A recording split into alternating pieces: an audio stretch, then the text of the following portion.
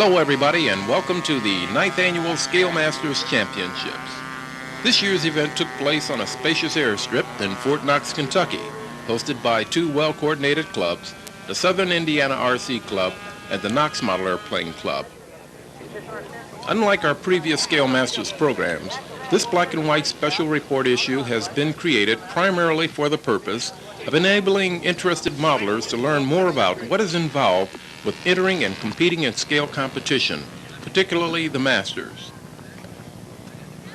In this special report, we have captured a variety of scenes and comments that illustrate in part a clear cross-section of today's scale modeling competition.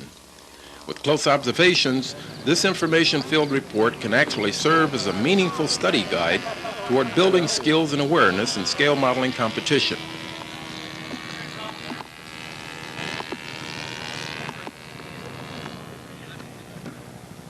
Before things really got underway, the spectators, which there were many, were permitted to walk out on the flight line for a closer look at the models. A very commendable gesture, we thought. Weather conditions were essentially great, rain mostly at night. Clouds continuously rolled in and out, occasionally hampering our videotaping. We located the contest director to learn more about what it takes to host such an event as the Masters. Dale Drew. I belong to the Southern Indiana RC Modelers. Okay. And, I live up by Sellersburg, which is just north of Louisville, Kentucky. Okay, are you the hosting club? Our club is hosting it in conjunction with the Knox Model Airplane Club here at... How does a club become a hosting club for the Scale Masters? Well, I think it's generally by reputation. We've sponsored the Mint Julep Scale Meet now for about, I don't know, number 15 years, something like that. Years, we've just developed a reputation of putting on contests of this size and doing an excellent job at it. And, back in 1981, we were asked to hold the Scale Masters meet at Tom Sawyer Park in Louisville. We did a good job with that one, and I guess it was our turn again in rotation around the country. Yeah, that's great. How many members do you have in your club? Right now, I think last month the club roster came out. It was exactly 100. And being a contest director and something like this, it's hard. Now, if you've got good people working with you, it becomes easy once things get rolling. These are all, professional flyers at this, and once it gets going, they pretty well take care of themselves. The contest itself, it's absolutely fantastic, and without the Knox here on the base at Fort Knox, I don't think I could have done it. But between the two clubs, we were just talking this morning, and we were commenting back and forth about how well we coordinated everything with each other and how everybody's managed to smile every time we meet. That's real great. Well, maybe sometime in the near future we'll get a chance to come down and watch you guys do it again. Well, we were talking among ourselves, and we said, hey, everything's been so great now. We've got lots of people on our side. Yeah. Maybe in another 4 or 5 years, we might be able to come back down here and do this again. The arrangement of scenes in the program are not necessarily in their order of occurrence. Group somewhat in accordance with their time periods, beginning with Greg Wilson's Sopwith triplane, sporting a Sachs 3.7 engine and weighing 36.5 pounds.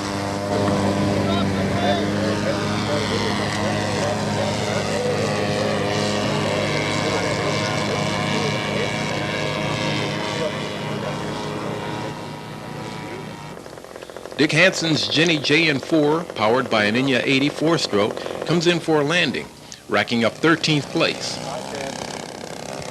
It should be pointed out that all scores mentioned reflect the static and best two flight scores of each contestant. Dennis Kane's Fleet Pipe looks good in Navy markings. An 84-inch wingspan, 21 pounds with a Super Tiger 3000. Something didn't quite go well, however. A total score of 162.50 got him 49th place.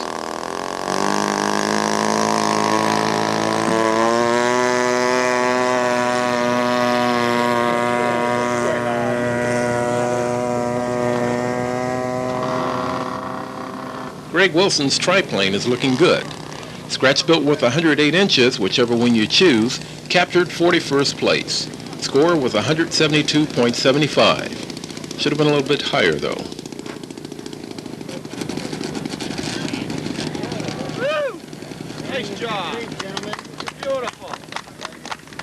The one airplane that was really threatening was Tom Kosiewski's Fokker DR-7. This aircraft won highest static score with 96 points. However, in flying, he was left behind in the wake of a couple of resident hotshots with a total score of 182.75. Just a tiny fraction enabled race.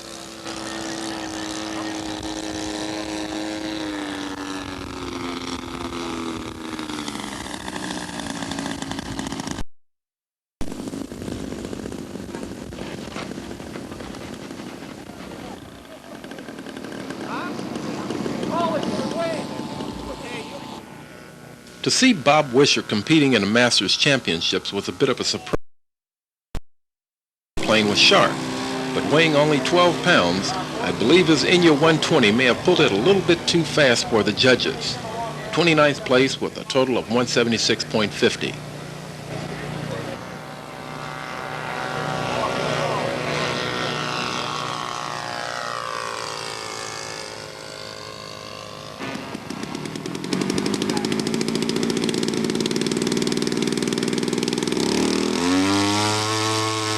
Chuck Fuller, affectionately dubbed as the Mad Genius by others, fires up his old reliable PT-20. He achieved 21st place with 180.38 points. Chuck's engine is a single-cylinder Zenoa 3.7, while Dave Pape's sharp Kenner Sportster features a handmade 5-cylinder working radial engine. His aircraft, the Kenner Sportster, is 117 inches in span and scratch.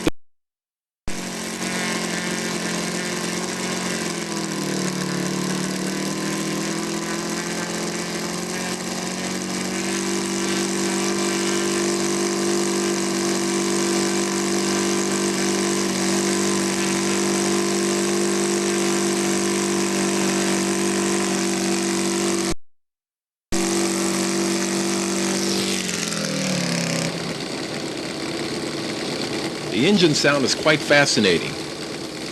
We cut the recording speed of the sound by about 50%.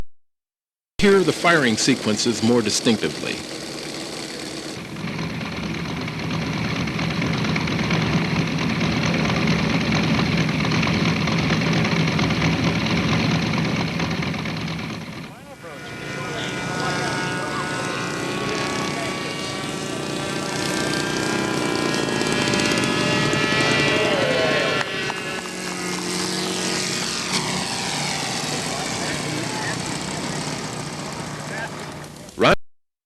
His beautiful Rose Parakeet, weighing 16.5 pounds, powered by an OS 1.64 four-stroke engine.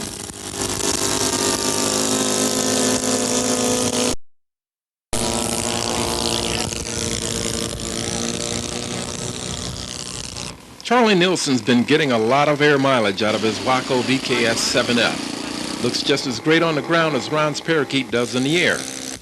Ron got 30 seconds of 175.75. Another catapult-type launch gets Charlie's 15-pound Waco off the ground in a hurry. The pulling power of the OS 90 four-stroke. During the '87 Masters, Jack Buckley struggled with his fine-looking Waco YMF-5. However, things went a little bit better this year. This model is also 15 pounds and powered with an OS 90 four-stroke engine. Both his and Charlie Nilsson's are scratch-built models.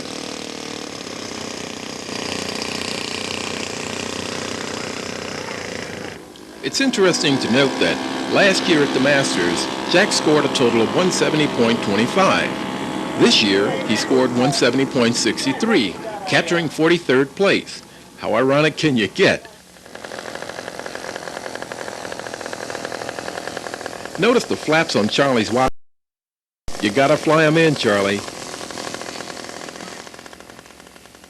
Good steady scale speed makes Jack's Waco look great. 15 pounds of weight could be the key.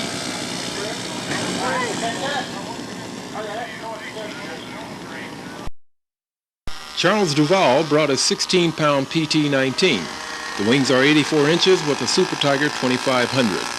47th place with 168.50 points.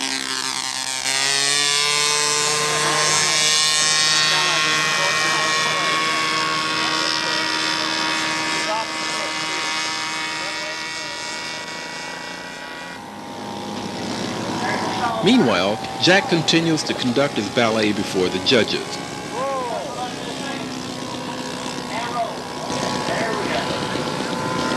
Maneuvers appear to be a bit too small, Jack.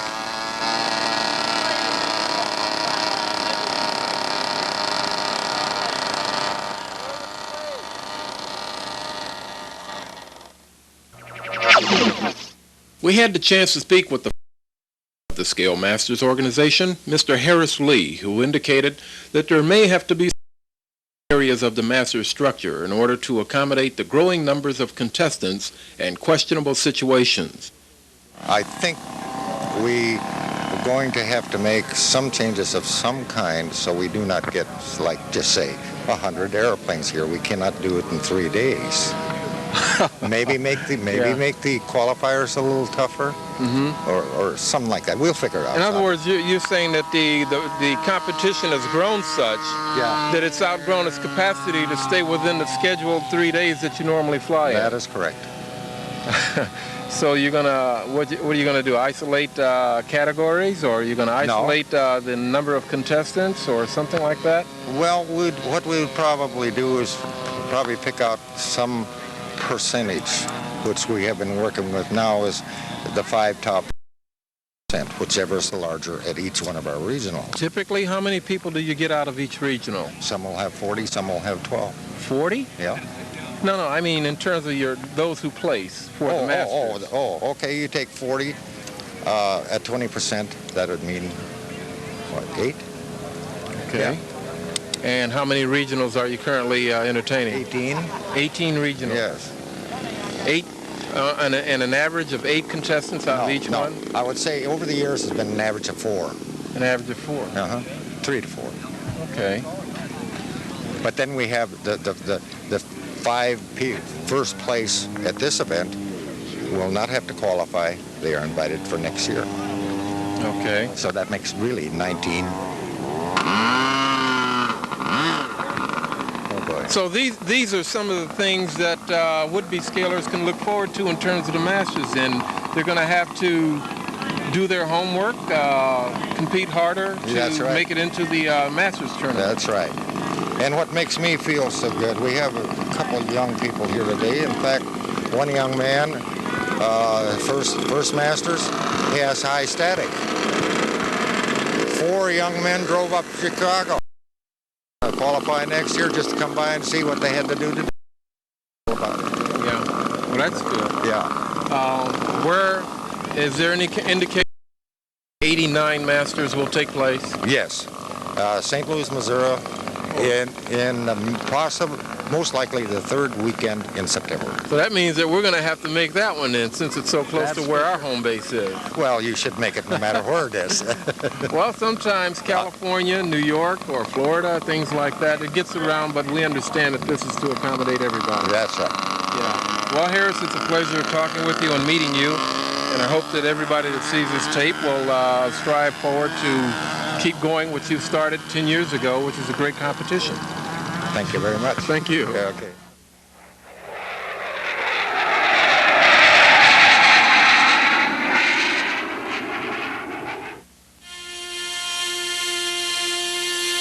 Dennis Crooks prepares the yellow aircraft SR71 Blackbird for a demo flight.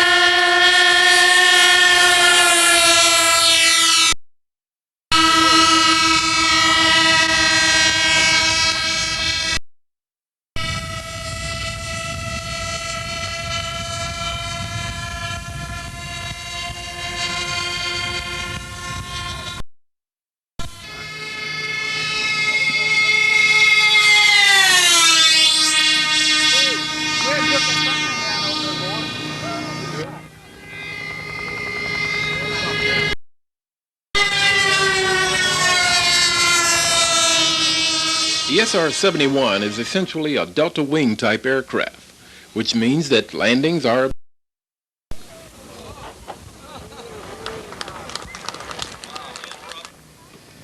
In a second flight, Dennis made a few adjustments in his touch, resulting in an improved landing.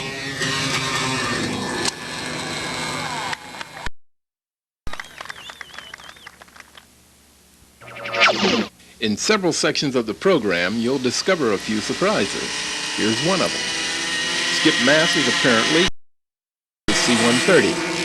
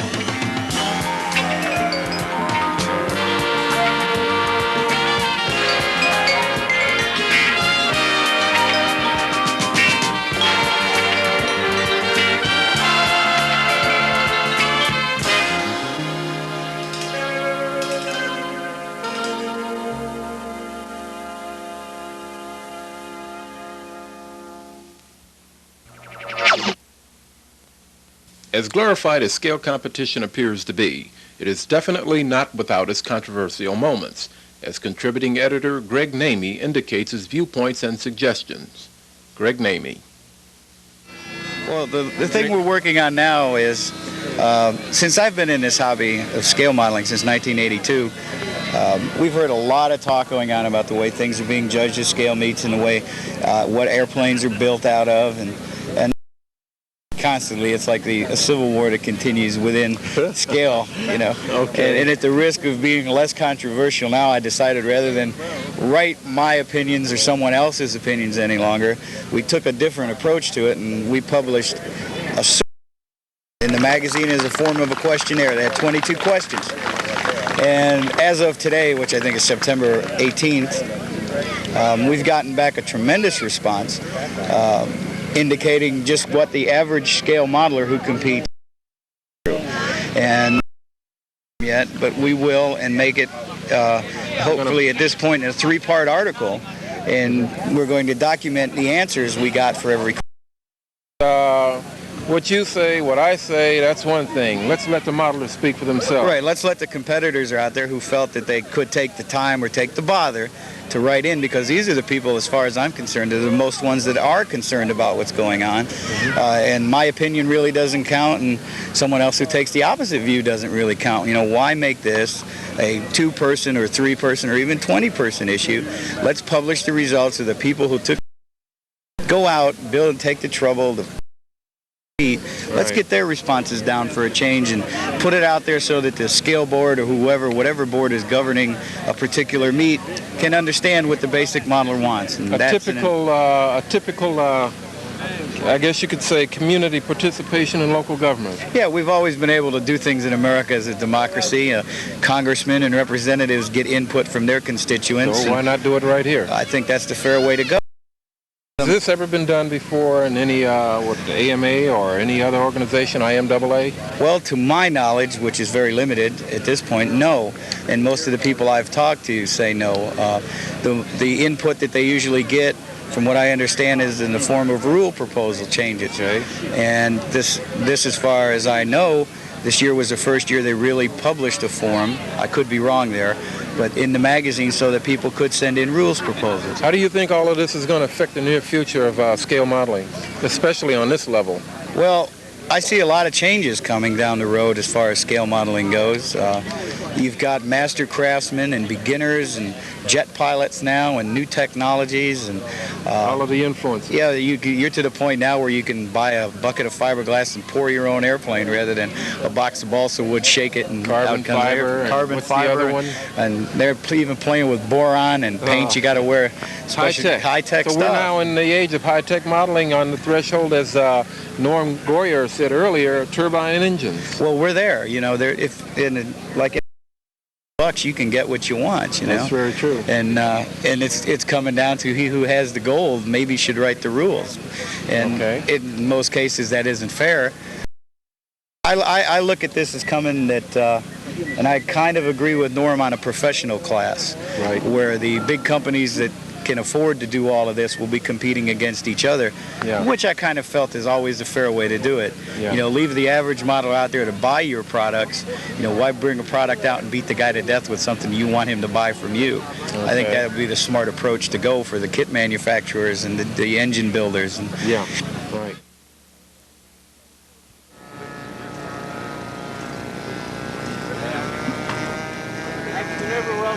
Moving further through the time periods, we now look at some of the sport and civil type aircraft, beginning with Bill Miller's DC-3, one of 5 multi-engine aircraft entered.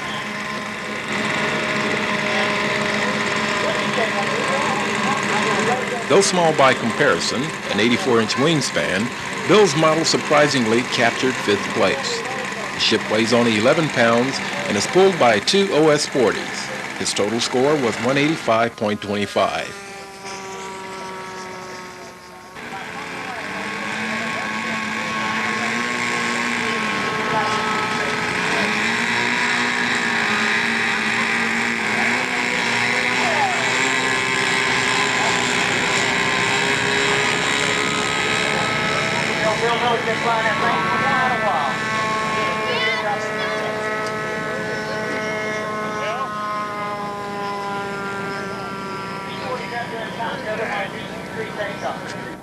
Olin Trinery rolls out his Big Chipmunk in the Art Shoals game.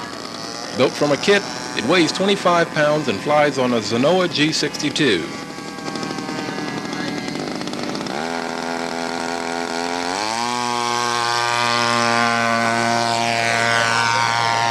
Alpkretz brought the smallest model, ironically called the Smith Mini Plane. It too is scratch built, weighs only 8 pounds and flies on a Super Tiger 75. The span is 51 inches. 174.38, which got him 38th place. Bruce Cooper conducted some smooth flying with his Laser 200, built from plans with a sweet-sounding Sato 270 engine, pulling the 19-pound model to 31st place, just barely edging out Ron Compton's Rose Parakeet with 175.75 in points.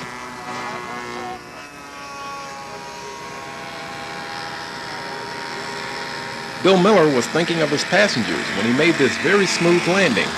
Unfortunately for them, the Knox runway was just a bit bumpy.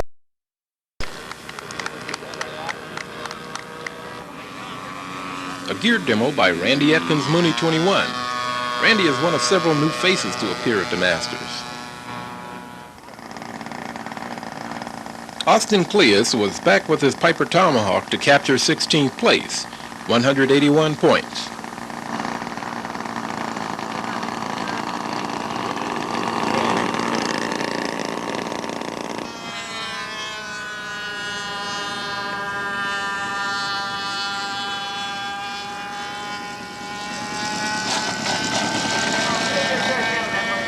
didn't get the flight of Mark Harrell's J3 Cub because of doing an interview, but we can tell you that he outslugged two big heavyweight P-47s for 7th place. The ship weighs 16 pounds and uses an OS-124 stroke. Olin Trinnery did a lot of manipulating through the skies with the Chipmunk, but not quite enough to pass 40th place. His score was 173.13. It's interesting how particular models are landing. Flaps. Randy came in just a bit lower, 37th place.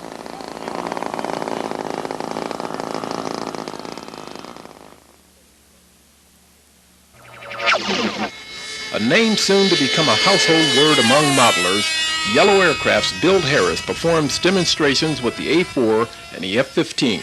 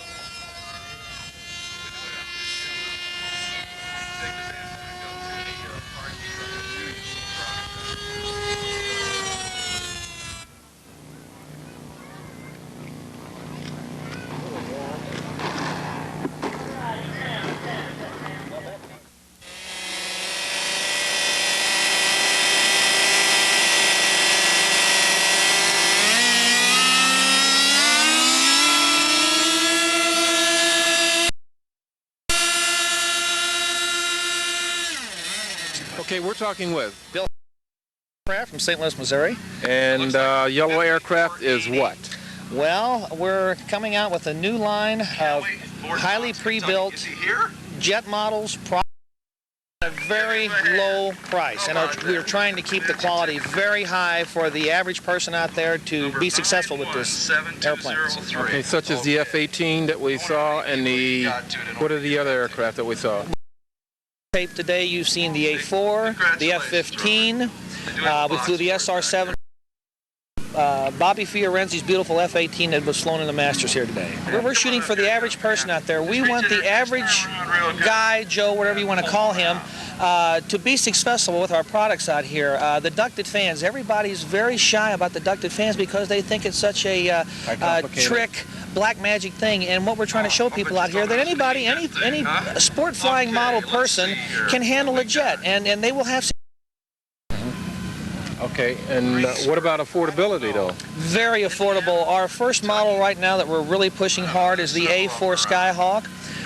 You get a kit that is highly prefab for you. We have some very nice woodwork, pre-sheeted foam wings, pre-sheeted stab. You also get the Dynamax fan, the OS-77 motor, and a Max Tune pipe, all for $540. Fantastic.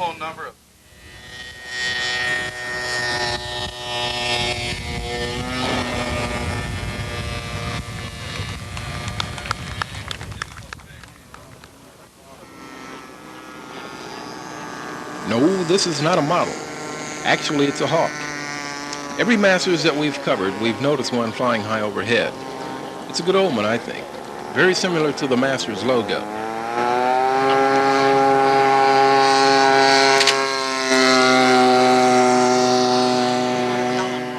Continuing on, we now focus our attention getters, otherwise referred to as heavy metal. This entry is by Diego Lopez out of Southern California, representing perhaps a new trend with Hellcats, and the same for Tom Zick with his impressive P-40 Tomahawk.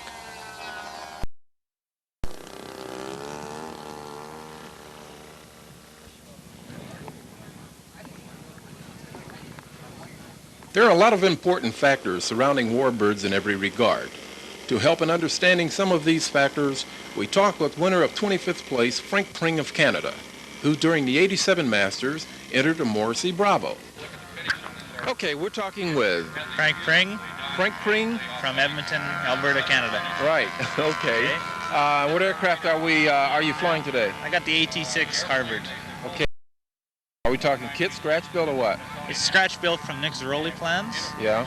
And I put the Robart retract system in it for the retracts. And I also have a Zenoa G62 engine. That's the 62cc. The model ended up coming out at a weight of 35 pounds. It's probably, I think it's the heaviest one here, as a matter of fact. What landing gear? It's Robarts. Okay. And tires? Tires, you got me there. You don't remember where you got your wheels from? No. Okay. How long did it take you to look? Okay. How long did we lost you in the video here? You're gonna have to That's fine. nail you down here. That's fine. All right. How long did you say it took you to build it? I started this after last year's Scale Masters Finals in Las Vegas. So we're talking relatively 7 months. Within 7 months. 7 months I had the airplane in the air and flying. Okay. What do we have? Glass and foam, or? It's all built up and it's all balsa wood construction sheeted, and then it's got 2-ounce fiberglass cloth from the trailing edge of the wing forward, and it's got Dan Parsons 3/4-ounce cloth from the trailing edge of the wing back. What'd you put the rivets on with? Those or are how, should I say? half of those rivets are the SIG rivets, and the other half are HO track nails, which the railroad fellows use. They have a nice round head on them. Yeah. Okay. When it comes to building an aircraft, or let's say you're going to go into competition and build an airplane, you got to choose one, and you choose one for particular reasons. What are some of those reasons or guidelines you use when you select or before you select an airplane? What are your guidelines? My guidelines changed with this aircraft. When I first built my entry last year, it was from pictures. I could not go up, touch, feel, and go right up to the airplane and know what I was doing. This year, this airplane here is hangared about 20 miles away from my house. And I was able to go up to it, measure it, do everything I wanted to, and it has meaning. I know the full-size owner. Okay, well that would be more or less in the category of how you documented what you have. When you go into competition or plan to go into competition, you have to at some point sit down and say, okay, what airplane am I going to build, and why am I going to select this one, particularly for, let's say, something like the Scale Masters? This one here in particular I chose because I have a little love affair with the Harvard, and that's basically why I did. I also thought the color has a lot of pizzazz. It should stand out rather well, and the characteristics of the airplane in flight, I think it has a beautiful silhouette in the air, and that's another reason why I picked it out. Okay. And then the biggest persuasion of all was the number of full. Anything relative to the flying? I got a really turned me on. Okay, that really but what about the turned me model more specifically? It's a very stable aircraft. It flies very stable in any kind of weather. I've almost conceded that after the number of contests I've been to, weather flyer, you have to be able to handle 40-mile-an-hour wind, though we don't, and you also have to be able to handle no wind at all, and that's another very important selection. Like you want to be able to be in your climate with any kind of weather. Okay. Well, this is a pretty good sized airplane here. We got a little bit of wind that's beginning to kick up already. Not that it's any big threat, but compared to, let's say, the 60 size class, maybe slightly smaller, you got an airplane here that's in the quarter scale, the fifth scale to quarter scale class here. Flying differences. There's no doubt about it that I will be able to put on a smoother, steadier flight in the wind than a 60 size. A 60 size just doesn't have the weight to be able to handle the wind.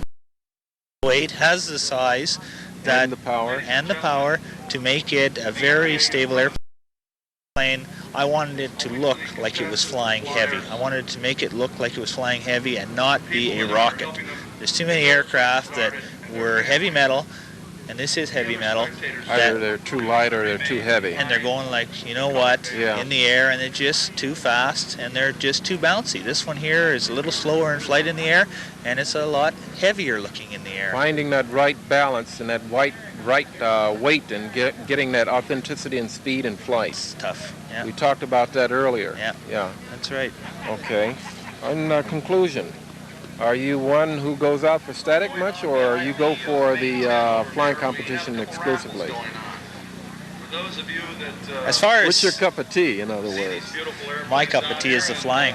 I've never passed Proof around. of the pudding, huh? Yeah, I have never passed around yet in any competition anywhere, and I hope I never have to.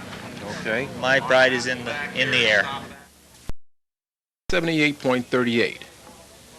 There was another T6 present but not entered.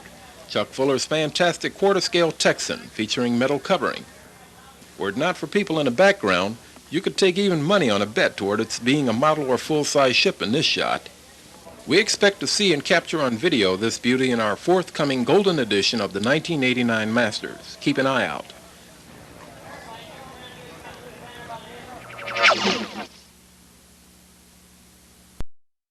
Kurt, the chief judge here at the Masters. Okay, and where are you from, Hal? I'm from California, Fullerton, California. Okay, and how many contests have you worked like this with the Scale Masters so Well, far? Scale Masters, since the inception, I'm involved with the Scale Masters. From the beginning? As a board, I'm a board member also. Oh, great, great. I'd like to find out what qualifies a judge for static, and at the same time, what qualifies a flight judge? What is the criteria? Well, on static right now, we have three classifications, three types of classifications. Outline is one of them. Color and markings is another, and we have craftsmanship.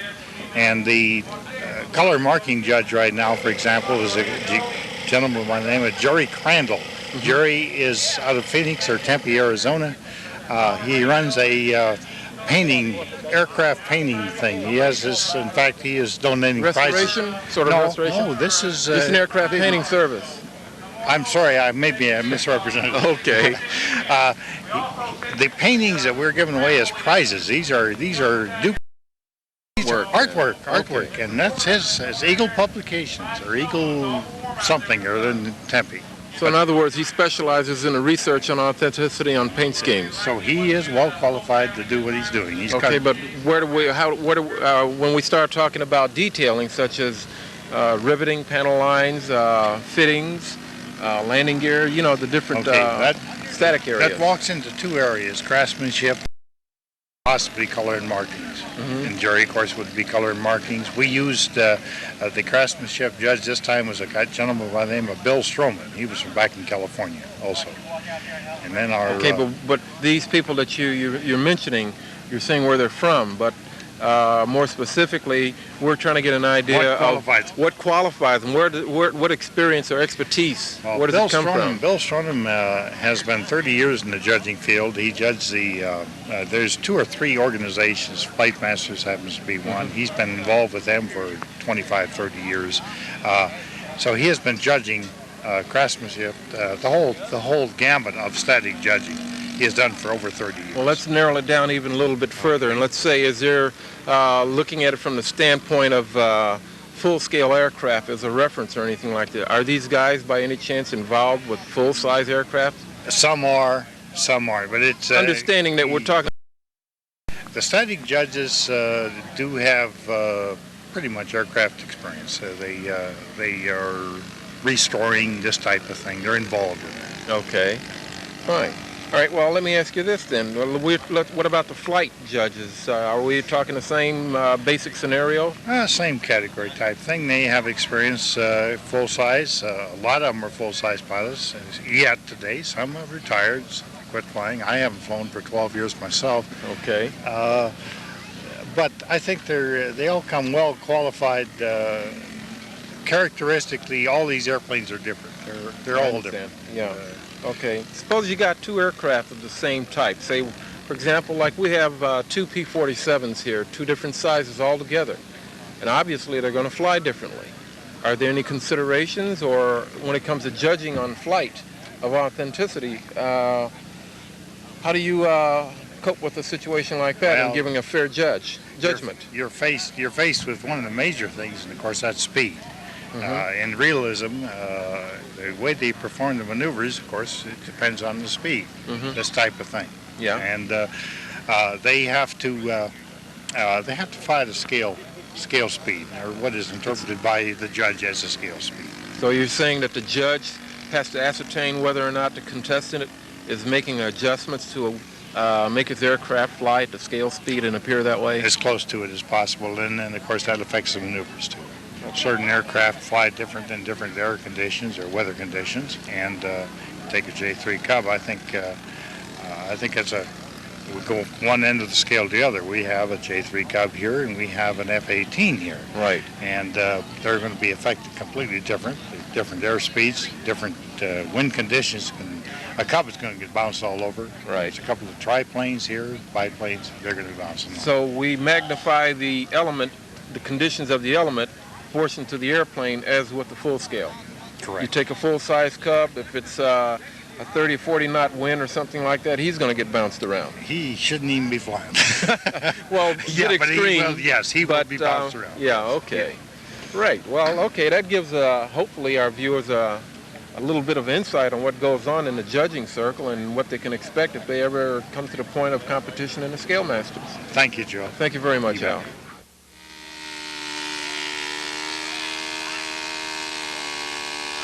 Dave Boglin tunes his P-40 Warhawk, while 20-year modeling veteran Frank Thomas rolls out what could have been an 82-inch Spitfire.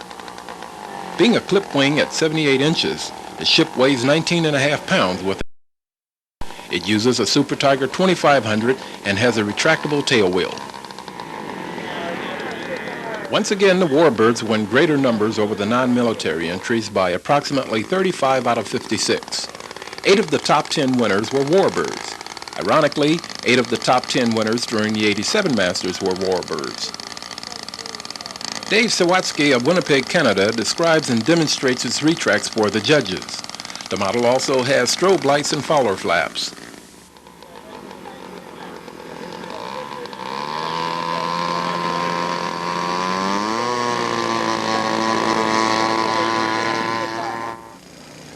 Okay, my next maneuver will be take off. That maneuver. Take off. Beginning now.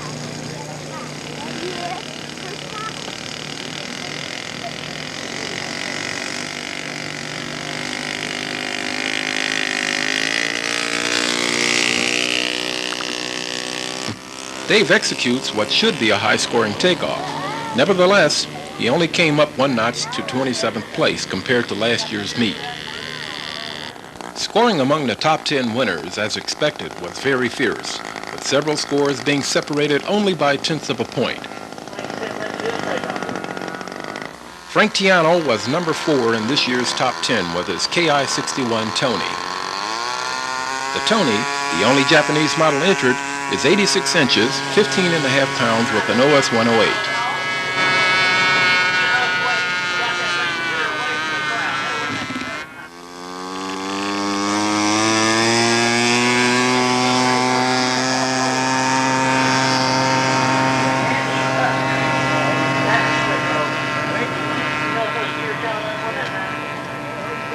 Denny DeWeese makes a fine landing with this sharp Bachwolf 190A8, later rekitted.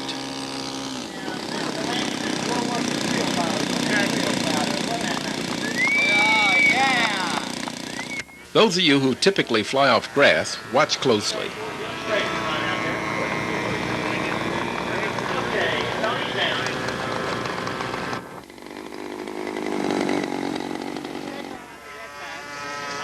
Dave holds back on the throttle a bit to achieve good scale speed during his mandatory figure 8 maneuver.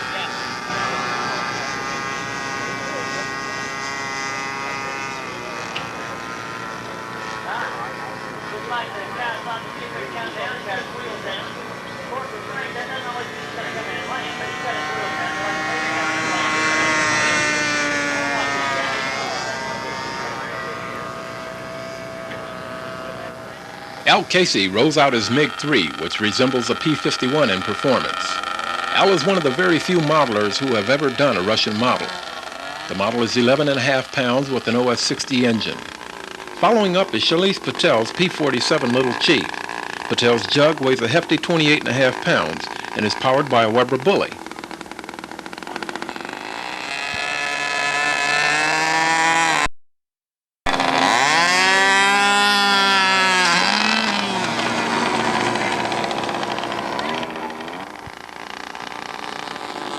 Patel dropped from 5th place of last year to 8th place with 184 points in this meet.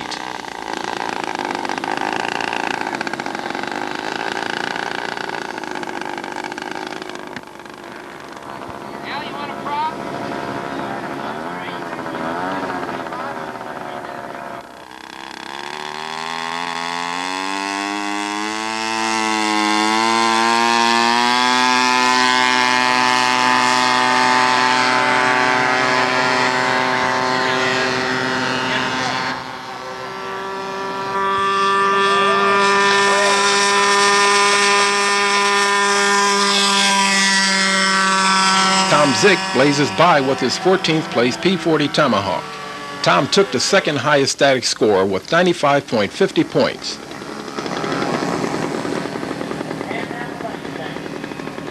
Flaps can be a lot of fun.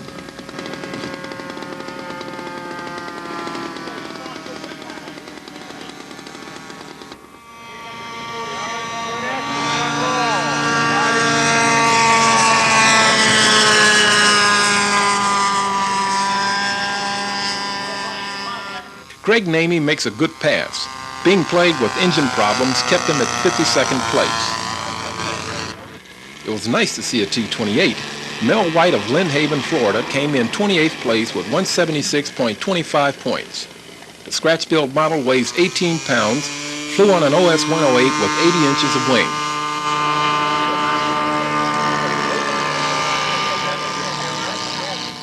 A very realistic from plans, weighing 22 pounds with a Super Tiger 3000 up front.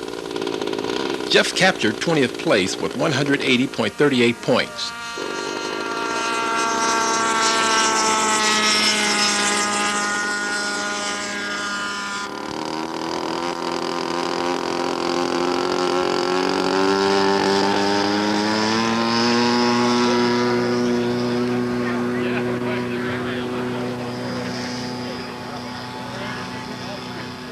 Resurrected from a crash in the second round, Dave Reck could only muster 42nd place with what may be a Top Flight or Royal Corsair.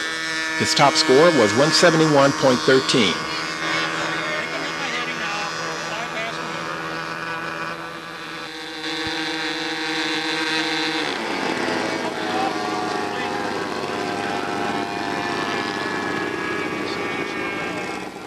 Patel comes in dead stick. Its advantages. Bob Frey has better luck in landing and placing. How about number 2? Bill Carper readies yet another P47. As a footnote, the models having the greatest representation was 2 pairs of Focke-Wulfs and, of course, 2 pairs of jugs.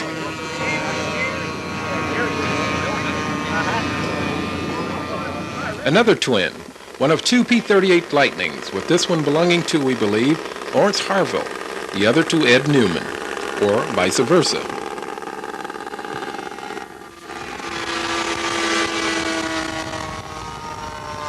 Mel Whitley does a great job of bringing in the T-28, wisely using engine control.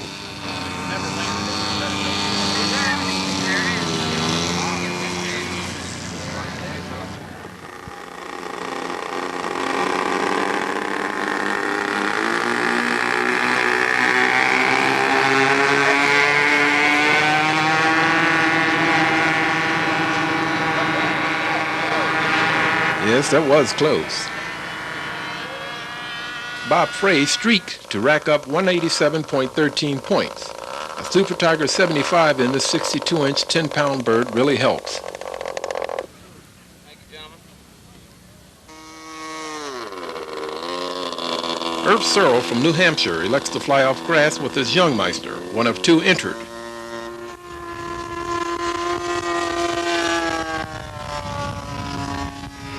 Jeff Miko was happily rolling along until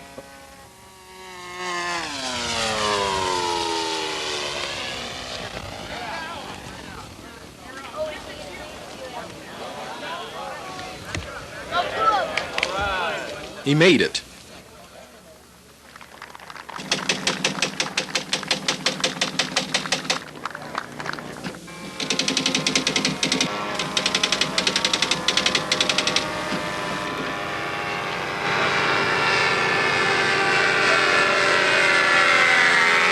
P-38's drop tanks look more to have fallen off than dropped. A little nose weight might help.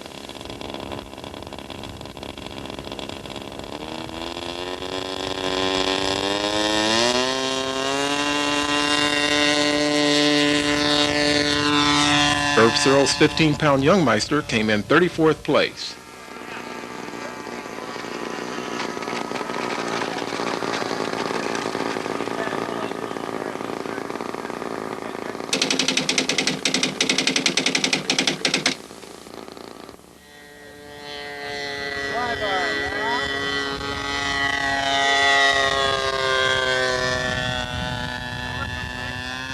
The P-38 developed gear problems. Ironically, the stats on both 38s were very similar. Surprisingly, their placing was too, 55 and 53rd place. They both had 90-inch wings with Como 90s, each one from a kit.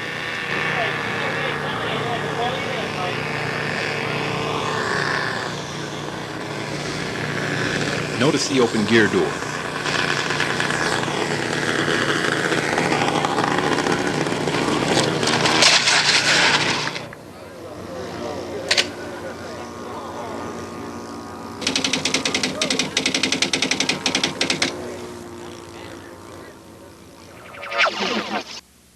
Selecting and flying model aircraft for a scale competition can be very critical.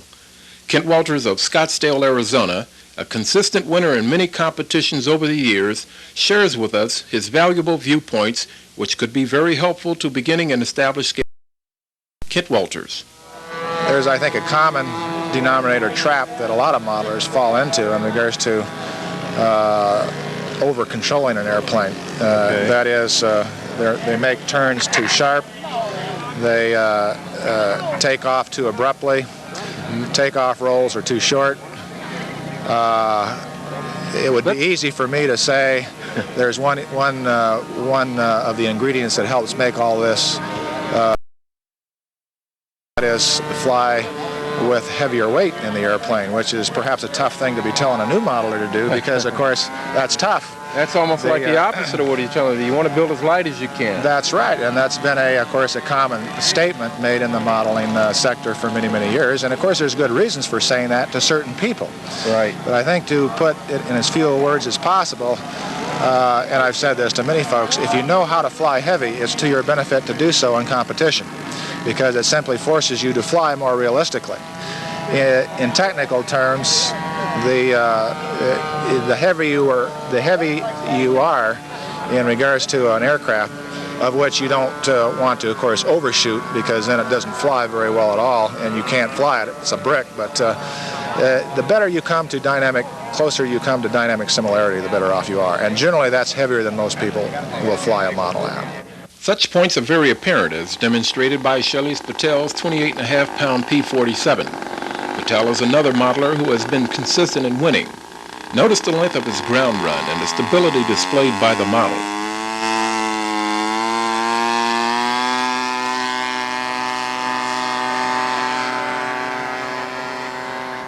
Bill Carper, with a similar model weighing 22 pounds, is able to groove with a reduced power setting.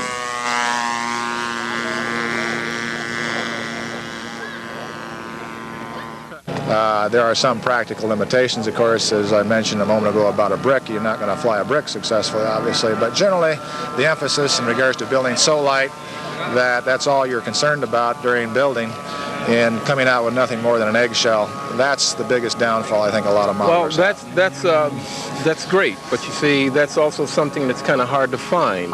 Now, you've had this airplane for 10 years. Is this the first and only one, or did you have a prior one? No, that's the second one. I had one prior to that. Okay, so that meant that you had to do some learning with the first one and make corrections and adjustments and then come back with the second one and do all these things you're saying. Yeah, if a modeler finds an airplane that he likes, I think he's wise, at least for competition's sake, to stay with that airplane and go indeed to a second generation or a third generation version of it. Is it typically difficult to learn on the first airplane all the tricks and trades with it? Well, I think depending on the airplane, it's not impossible to do so, but I think the modeling, such as it is, to be realistic, the life of a first-time airplane may not be as long in regards to what you would like. And I think the modeler that's determined and did like the airplane will go back and build another one, because I think any honest modeler will know that he can do a better job and knows the faults of a first version aircraft or even a second generation aircraft, and will go back to it to improve upon it if he likes it that well. So stay with the airplane, learn it, build it again if necessary, absolutely. And search for that certain kind of weight that will allow you to fly. That's right. Not too light, not too heavy. And the other key factor to that is, if you do choose to fly on the heavy side, of course, is choose a power plant that has a lot of dependability, because, of course, once you do choose to go that direction, your glide paths obviously aren't what you would like to be in certain dead stick situations. So pick a very reliable power plant. Yeah, what does your Dauntless feature in terms of a power plant? Well, I had a Weber 90 in it. Weber 90? Which was pumped, which I found a lot of satisfaction with. What was the weight on it? 15 pounds dry. Okay. All right. Okay. And about 16 and a quarter wet and bombed up. A tad overweight, but nevertheless it worked out fine. Well, I don't think it was overweight from my point of reference, you see. It's, okay, fine, right. It was dynamically similar. I stand corrected on that. From an engineering's point of view. Okay.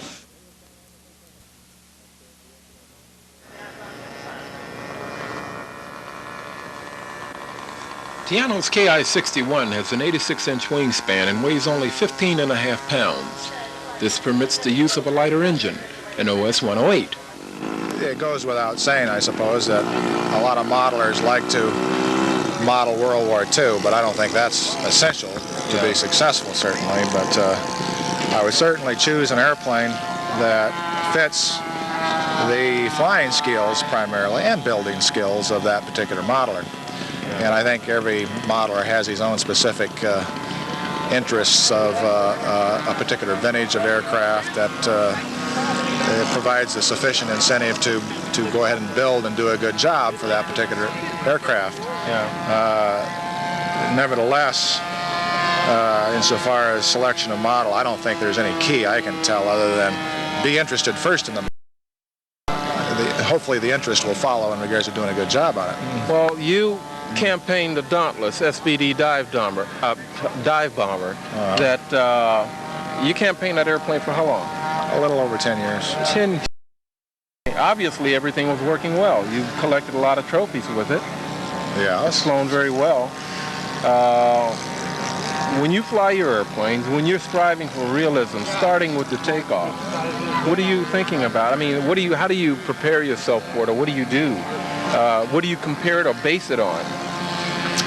Well, I may not be putting this question quite right, but I'm trying to get to the gist. It's a good question. I think, first of all, I think you're asking a question, what do I base it on? And the best thing you can base it on, of course, is perhaps watching some of the films that exist of that period in what the real airplane would do. And I think you always have to go back to the real airplane in regards to what it did, whether you're lucky enough to find one in an air show, or if it's a vintage even aircraft or a movie. Yeah. And that always is a benefit to a modeler wishing to know how to improve the realism of his flight. Winning first place or even placing in the top 10 is surely a great accomplishment in the Masters, which is exactly what Diego Lopez has done. What is significant about his accomplishment is that he came all the way from being dead last during the '87 Masters to 6th place in this year's meet, missing 5th place only by a 13th of a point. As mentioned earlier, Bill Miller's DC-3 edged him out, probably due to the extra point for multi-engines. Diego's Hellcat is from a kit with 80 inches of wing and a Weber Bully pulling 20. His static score was 93 points and total score 185.13.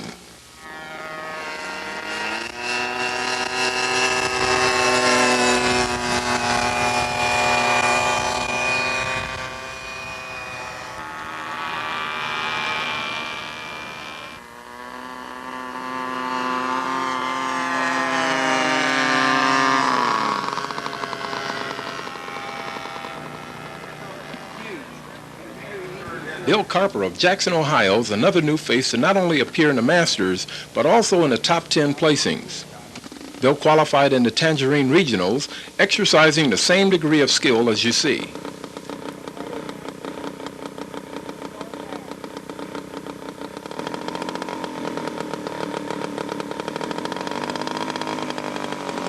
A good prototaxi is also a part of your scoring and scale modeling.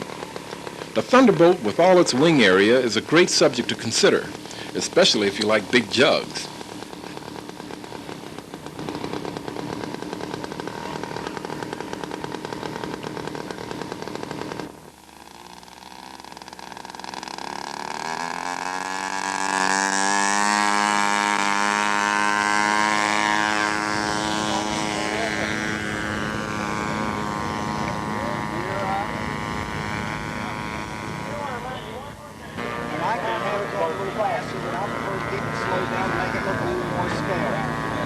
My next maneuver will be a fly past, which I'll do from left to right, down the edge of the runway. Do the fly past on this pass, fly past starting now.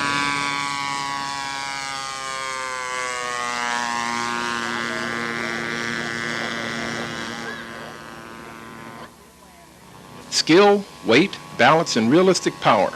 Here's what it can add up to.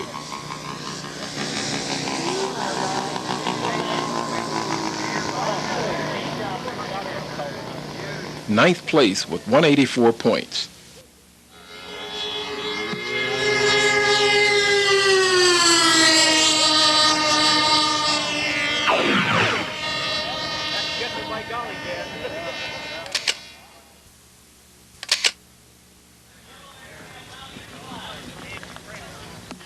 Finally, we reach Mr. Top Gun. You're now looking at the state-of-the-art inducted fan jets with one of the hottest pilots at the controls. Bob Fiorenzi out of Winter Springs, Florida, gives us insight on himself and the aircraft that he flies. Okay, we're talking with Bob Fiorenzi. I'll let you pronounce it. Fiorenzi. Okay. And you're flying what aircraft today? Okay, today we have the F-18 Hornet. It's a pre-production kit from Yellow Aircraft. Okay. And give me a brief rundown on its specs. Okay, it's 97 inches long, 58-inch wingspan. It weighs 27 pounds. It's powered by two OS-77 engines. It's painted in acrylic lacquer. It has custom landing gear, which will be available with the kit. By the way, the kit should be out around January, February. It's complete, power plants, landing gear, sheeted wings, possibly the form is installed, possibly panel lines too. I'm not too sure about that. And the price is around $2,000. Okay. We watched you fly the airplane a little earlier today. And we got some particular thoughts we'd like to share with the viewers on flying jet aircraft. What is it like flying this particular airplane to begin with? Well, compared to, I guess you could say, for example, the F-4 Phantom that you flew last year to Masters. Okay. This plane here flies about the same as the Phantom. It does fly a little bit smoother because, again, it's a little bit bigger. You know, the larger you go, the better the platform is for your landings, takeoffs, and what have you. That's really about it. It's about the same. As far as jet aircraft versus propeller airplanes, there's a lot of people shy away from jets. They're not that hard to fly. The main difference I found that I normally tell people is like the takeoff and your landing. You don't have the prop wash. Right. But once you're in the air, you're basically, a high-performance jet basically flies like a pattern ship. If you can fly a pattern ship and you have the desire to fly a jet airplane, you shouldn't have any problems. We have noticed with a lot of airplanes, in scale particularly, at these type of meets, one of the things that's being judged is realism of flight. Is that correct? Right. That's one of the 10 maneuvers that they judge you on.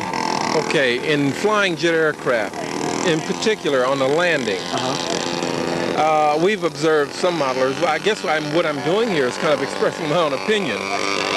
But I've noticed guys tend to bring them in high and float them in. Jet aircraft, at least the real ones we see, typically come in with a little more power and much lower. Right. Would you say in this case, according to my point, is this a mistake or am I... No, well, the jet airplane can come in you know, high floating and settle in, because most people maybe they don't have the runway required. Yeah. You don't want to damage it, go off the end of the runway, what have you. But you're right, prototypically it should be flown in. For instance, this particular F-18, I make my approach very low, say 10 feet off the ground, as far out as I feel comfortable. Right. And then I set up where the throttle controls the altitude for the last 10 feet. So if I'm at 10 feet and I have a ways to go, let's say 500 feet before touchdown, I leave the power in. If I see I'm getting close and it's still 10 feet high, it's not sinking, I come back a few clicks on the throttle and it starts settling in. By the same time, 5 feet off the ground and 500 feet out, I give a few more clicks of power to, you know, drag it in a little bit more. You should drag it in to make it look real. Right, right. What, in your opinion, what's a good starter for someone aspiring to get into duck and fan jet aircraft, especially for competition? Well, you could start with a A4 Skyhawk. Such as the one we saw earlier? Right, it was demonstrated earlier, which is a good entry level. It's a forgiving airplane. You can buy 2 wing sizes, scale wing size if you want to compete with it. But of course, if it's a first-time jet, you might want to go with the larger wing that's a little bit more forgiving on your landings. Or if you have grass field, it gives you a little edge as far as lowering the wing loading. Yeah, well, that's real good. Okay, well, we'll let you get going, and okay, I got to prepare it again. Yeah, and we'll look forward to another good flight. Okay, thank you. Thank you, Bob. As Ron Compton rolls by his Rose Parakeet, we present more hotshot flying with a ceremonial Warbird scramble, somewhat of a tradition after all rounds are over. Hold on to your hats.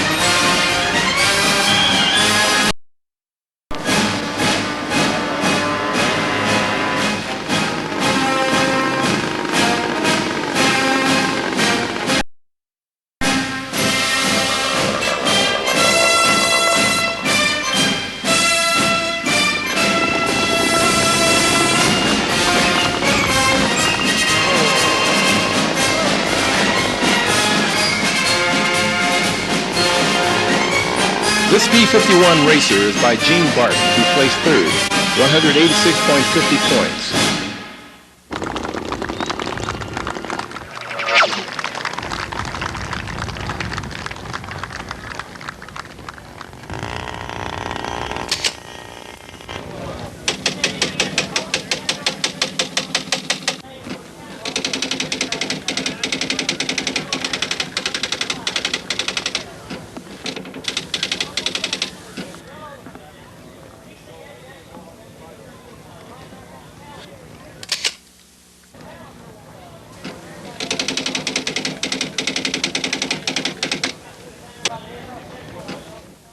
We didn't see what happened, but Denny DeWeese tells us that the engine faulted on takeoff. Denny got 15th place with 181.88 points. Sure is nice to have money. Replace the divot out there. That's a big.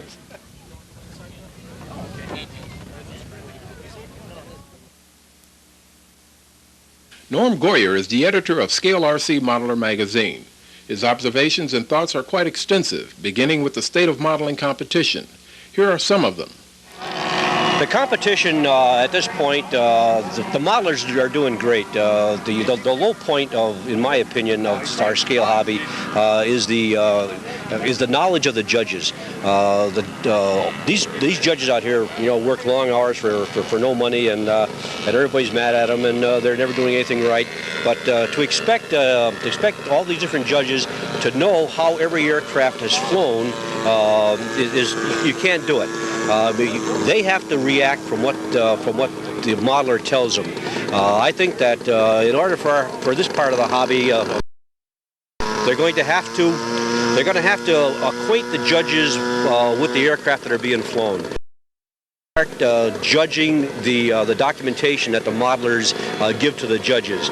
They're going to have to start presenting the judges with documentation for the flying.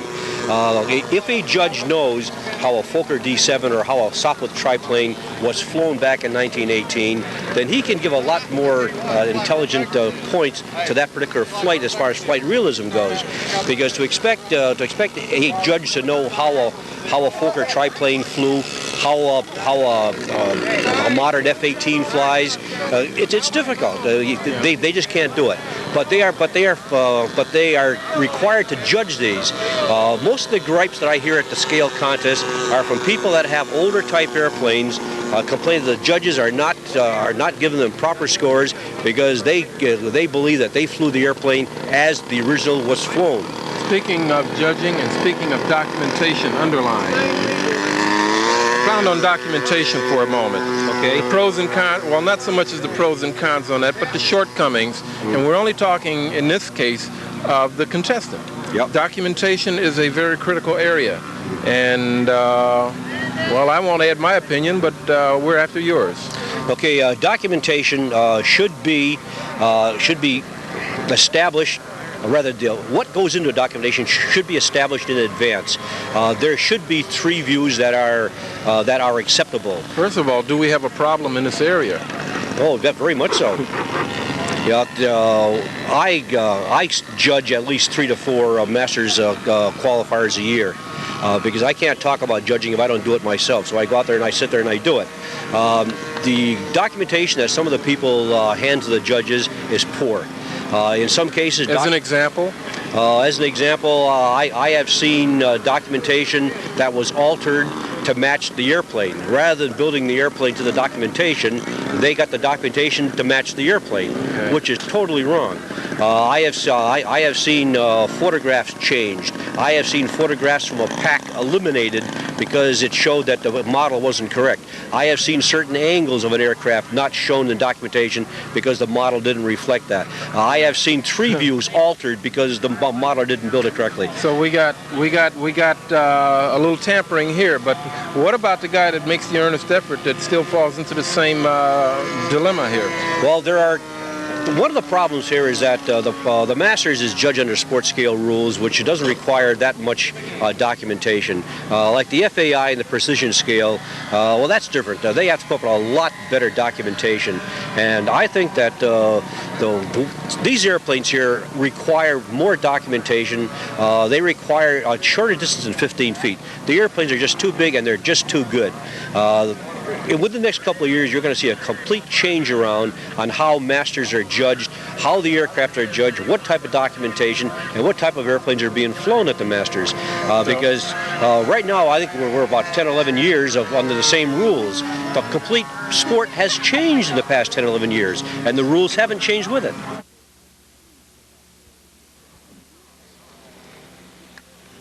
We'll hear closing statements from Norm in just a moment. Meanwhile, let's take a real close look at a champion and his aircraft, the Bob Fiorenzi F-18 Hornet.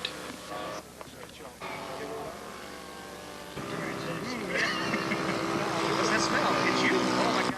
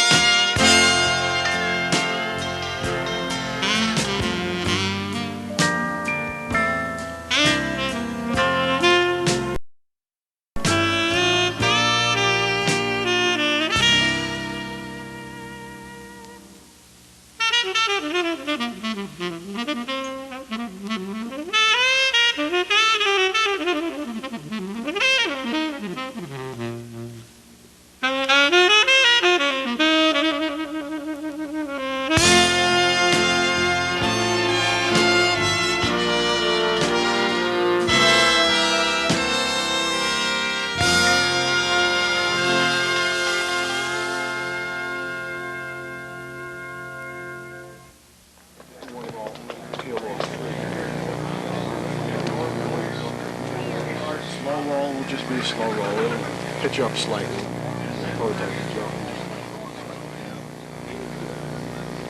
Retract is the only thing. One set of judges wanted to see it, one didn't. It's up to you. No, I don't think so. As far as I'm concerned, in the air. Okay. That's great. Okay. And as far as the time on it, This flight was one of the higher scoring flights for Bob. His best two flights, a 94.75 and a 93.50, were performed in the second and third rounds. The hum that you hear is a power generator in the background.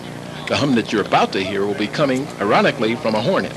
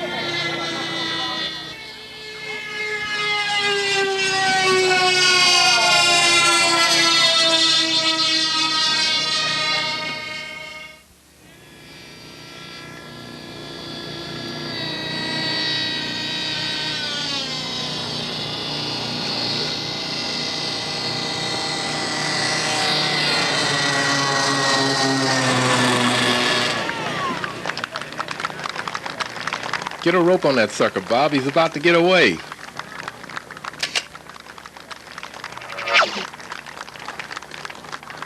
Many things have, are, and will be happening surrounding scale modeling. Norm Goyer explains. This is the start of big changes in the big divisions. The divisions are starting now for the first time at the Scale Masters. World War I airplanes and classic aircraft are doing quite well, and so are the contemporary jets. This is the first time this has happened. The World War II airplanes, which have held fort for many, many years, are almost in the minority here. And this is starting to be a change.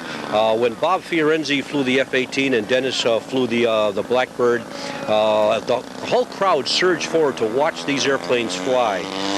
When the big Sopwith triplane and the noise in the background is Tom's Fokker D7 taking off, these airplanes are drawing a lot of interest. And what's happening is that low tech is meeting high tech. The manufacturers are seeing this, and the same division is starting to hit the manufacturers. We have a lot more growth in the larger manufacturers, such as Yellow Aircraft, which is going to make a tremendous impact in the next couple of years, and Byron, who's going to take up the competition and the challenge and get even bigger. But there's a lot more smaller companies going to come and go as they have been for years and years. But as the bigger companies spend more money advertising, and they are going to increase the base of the sport of scale modeling. And when the base is increased, 3% of the market of the base, and the base gets bigger, his business is going to get bigger. So these big companies coming in and really putting a lot of money where their mouth is, advertising, promoting, hiring good people, it's going to help everybody. It's going to help the small people, it's going to help the big people. It's going to help get new people in. I think that 1989 and 1990 is going to be the transition point. It's going to be interesting. I think that scale modeling in 1988, as we see it now, is probably the healthiest it's been in many years. So in summary, we're saying that documentation needs to be improved.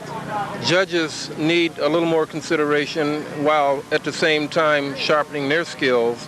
The industry is making great strides in providing better goods and services. And as far as the outlook of this hobby, we're saying what in conclusion? In conclusion, I would say very interesting 5 years. We're going to see a spurt of technology with ARFs and ready-to-flies, both in complicated jets. We are going to see the introduction of true turbines in the next 5 years. We are going to see a lot of improvement so that the model that wins and the model that wins the Masters has really gone to great efforts to come up with a first-class model. In closing, we present the top 10 winning aircraft. I'm Joe Griffin. Thank you for viewing.